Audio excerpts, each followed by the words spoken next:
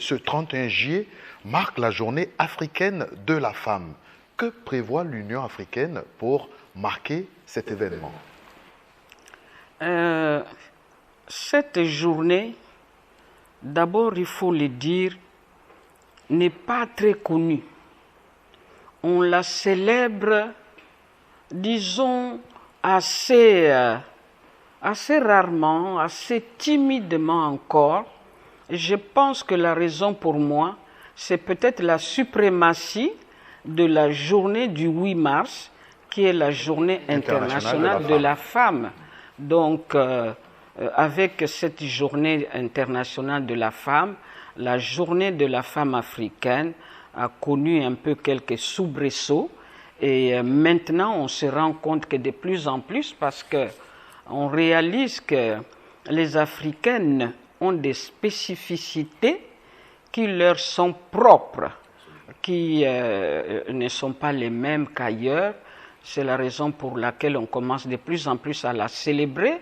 Et le mérite d'avoir mis en place cette organisation revient à une Malienne, Awa Keïta, qui avait à l'époque compris que les Africains devaient se battre contre le colonialisme, mais elle a réalisé qu'au-delà de ces défis, les femmes africaines également devaient jouer leur partition. Et c'est comme ça que cette syndicaliste, cette féministe, il faut le souligner, cette députée membre du Parlement malien à l'époque, a invité d'autres femmes africaines. Elles se sont réunies à Dar es Salaam en 1962, s'il vous plaît. Donc bien avant la création même de l'organisation de l'Union africaine. Donc on peut dire que les femmes africaines étaient vraiment avant-gardistes. Voilà, avant-gardistes. Elles ont mis en place cette organisation. Peut-être quand l'OUA est né, les pères fondateurs peut-être ont donné un peu d'ombre à la panafricaine des femmes. Ça, nous sommes en 1962 avec cette sœur malienne qui invite d'autres femmes africaines. Elle commence à faire son bonhomme de chemin et finalement, elle deviendra l'Organisation panafricaine des femmes, l'OPF, dont le siège se trouve à Pretoria, en Afrique du Sud. Donc, elle est devenue l'Organisation panafricaine des femmes. Donc, elle est née le 31 juillet. En Côte d'Ivoire, elle se célèbre comme partout ailleurs sur le continent. Il y a 2 ans, nous l'avions célébrée à Odiéné avec l'actuel ministre de la Femme en Côte d'Ivoire. Et on a célébré à Odiéné.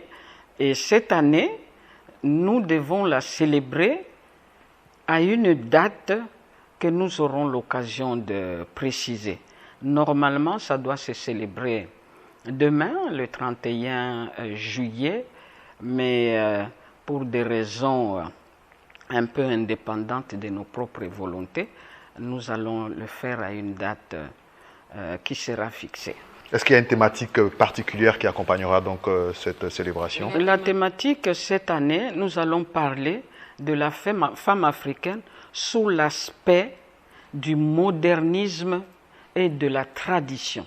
Nous allons voir la femme africaine, comment elle évolue, comment elle impacte la société par rapport aux effets de la tradition et du modernisme, alors que le thème général de l'Union africaine cette année, c'est sur les arts, la culture en Afrique comme socle du développement. Nous allons peut-être aborder également ce thème de l'Union africaine pour l'année 2021.